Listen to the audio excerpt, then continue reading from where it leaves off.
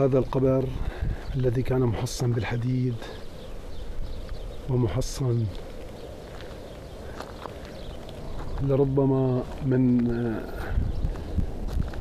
كل شيء، إنه قبر جهاد جبريل ابن الشبيح القاتل المجرم أحمد برميل. نال نصيبه من قذائف الحقد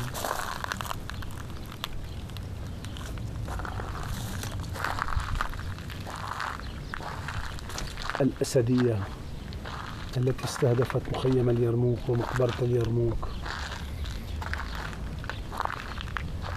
المفروض وحق أن شعب اليرموك المحاصر أن يجي وأن يحضر ويقتلع هذا القبر ويرمي جثته خارج المخيم، ليبقى وتبقى أرض اليرموك طاهرة وخالية من القتلة والمجرمون أصحاب التاريخ المؤسف أحمد جبريل والفصائل الفلسطينية.